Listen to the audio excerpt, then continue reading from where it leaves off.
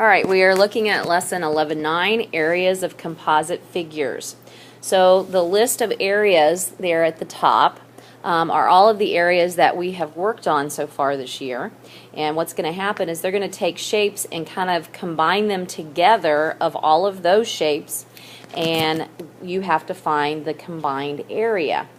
So let's just kind of review those. The first one, area of a rectangle, is just length times width. Area of a parallelogram is base times height. Area of a triangle, well, triangle is either half of a rectangle or half of a parallelogram, so that's why it's 1/2 base times height. And some people think base times height divided by 2, same thing, if you want to go that route. A trapezoid formula is very similar to a triangle. It's just that on a trapezoid, remember that there are 2 bases. So what you have to do is add the 2 bases together to get one base value, and you're really then going base times height divided by 2 again. But it just looks a lot harder because of that parentheses there where you're adding the 2 bases together. Remember, the bases are always the 2 parallel sides. Yeah. Area of a circle is pi times radius squared. So just remember, if they give you the diameter, you got to find the radius first, and then go with that. Make sure you square the radius first too. Circumference would be needed if you had to find the distance around an odd shape, and that one is pi times diameter, or 2 pi r, depending on which segment they give you. All right, so these shapes, like I said, are going to be irregular shapes. You need to split them up into the shapes that are listed there. So you're not going to have any area formula other than the ones listed right there. Sometimes it might be hard to see which ones you've got, but just keep in mind that there's nothing besides those. The first example, here's what I want you to do. Kind of separate out what is there, and let me scroll down here just a little bit. All right. Here's how I want you to draw it. So go ahead and draw this top side, that top segment, like that. Do the left-hand side down to there. From the right end of that segment, do that diagonal down to there, so it's kind of evened up with the left-hand side. Come back a little bit on that. So that kind of looks like it's a nose of some kind of animal or something maybe. And then do this arc, semicircle. Okay, that's the original shape. So we don't know the area of how to figure out the area of that shape, but we do of all the parts inside.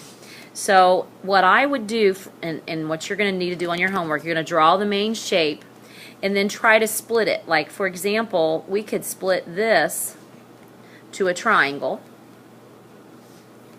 and we could split this a rectangle, and then what's that shape at the bottom? Half a circle, okay? Half circle or a semicircle. So just keep that in mind. Now, I'm going to say that we've got 3 shapes here, and I'm going to number them 1, 2, and 3. And I'm doing that just to kind of keep myself organized. I've got 3 different shapes that I'm dealing with. Now, in case you can't read the numbers, the top side up here is 8 inches. The left-hand side here is 3 inches. And then the bottom down here is 4 inches. Okay.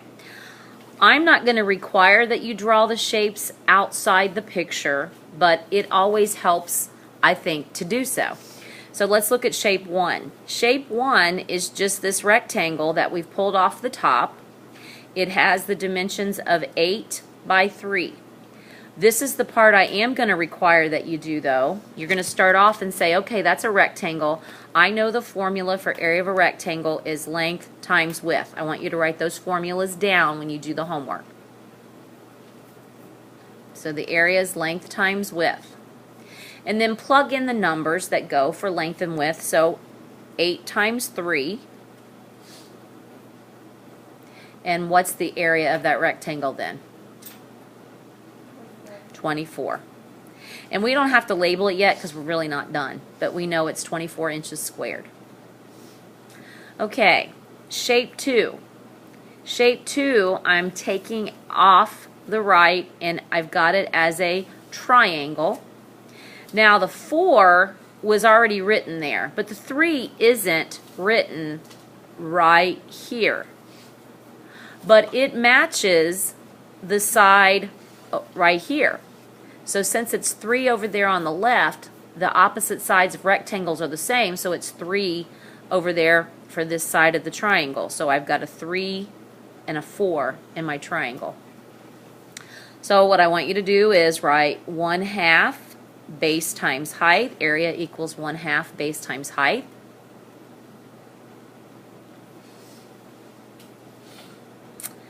And now area is 1/2 4 times 3. So 1/2 of 12. So my area would be 6. Questions about that so far? All right, let's look at that third section. It is a half circle or a semicircle, so this direction is pretty important. It says using only half of the circle, so add 1/2 to the formula. That makes sense. We're going to take the formula for area of a circle and put a half in front of it. So again, that says using only half of circle, so add 1/2 to the formula. So my formula for area is pi times radius squared. I'm going to write 1/2 times pi times r squared. That's putting my 1/2 in. Don't forget to do that or your area will be way too big. So, again, the top of this didn't really have an 8 written in there, did it? It didn't have anything written in there. I put the dashed line in. But since the top of the rectangle was 8, then that matched the bottom of the rectangle, which is basically the top of my semicircle. That's where I got the 8. Does anybody have any questions how I knew that was an 8? So I need the radius. Is the 8 the radius of that semicircle? Lindsay? No. The 8 really is what distance? 4. The diameter is 4.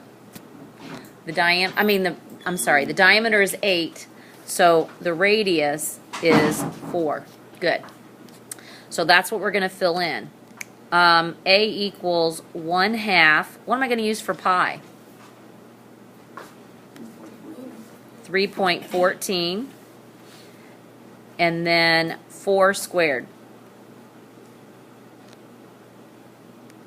So I've got 1/2, 3.14. And what is 4 squared? You got to make sure you do the squaring first. What's 4 squared? 16. Good. Oh, sorry. You're behind Mallory. I moved your stuff for you. So 1/2, 3.14 times 16. Okay, what I'm going to do is I'm going to kind of bypass my 3.14 because I know half of 16. What's half of 16? 8. So really I'm going to do 8 times 3.14. And I'm going to do that off to the side right here because I can't do that one in my head. 3.14 times 8. So 8 times 4 is 32. 8 times 1 is 8 plus 3 is 11. 8 times 3 is 24 plus 1, 25. 2 decimal places, 25.12.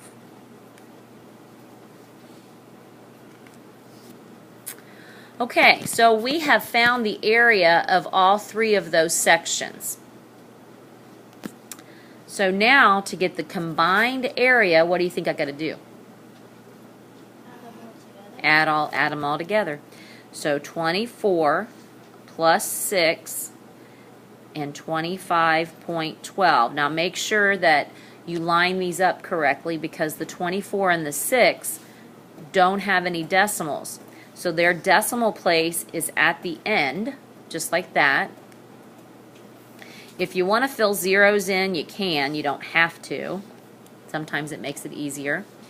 Make sure when you're adding, you line decimals up. So 12 for the decimal. 4 plus 6 is 10, plus 5 is 15. And 1 plus 2 plus 2 is 5. Now I want you to round these off to the nearest tenth. So 55.12 would be 55.1. And how do I label this now? Inches squared. Inches squared. So find each individual area and then add them all together. Okay, good. Any questions? Everybody done writing the blue? I am going to skip ahead just a little bit and go to the last example, example 3. And we're going to take finding the composite area and applying it to in a word problem. It says carpet is $2.75 per square foot. How much would it cost to carpet this room? Well, let me show you the outline of the room, okay? The room is kind of an odd shape. It's a diagonal wall here. This wall is 15 feet. Then the wall turns and there's a 5-foot wall there, but there's a closet right here, okay? And the closet is too deep when you get into it, but it's 5 feet wide. Okay? And then from the closet up that other side, it's 13 feet. So we've got to find the area, and you usually carpet your closet too.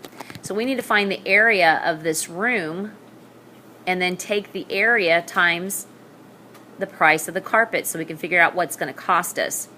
So what we did here, and if I can do this, I'm going to change the color a little bit, is we broke off the closet just like that, and we've got two shapes. Now the closet, what shape is the closet? Rectangle. That's this one. And to find the area of a rectangle, we do length times width. And what is the length and the width of the closet? 5 by 2. So that closet has an area of 10 square feet. But the other part of the room, it's kind of looking weird. But I'm going to take it and I'm going to rotate it down and show you what it looks like this.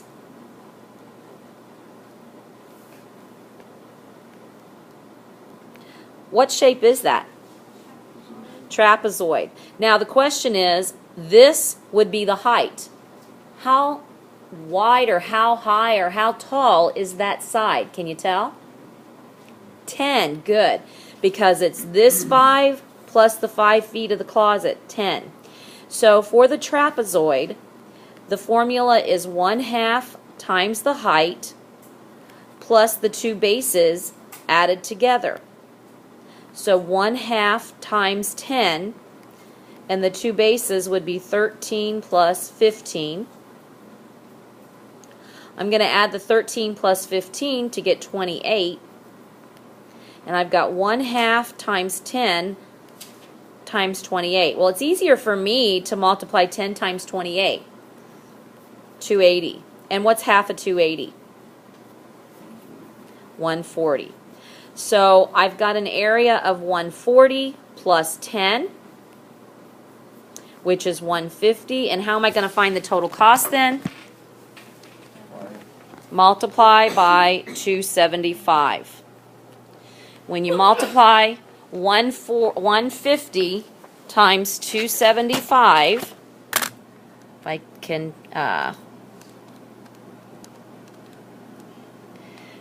it is $412.50.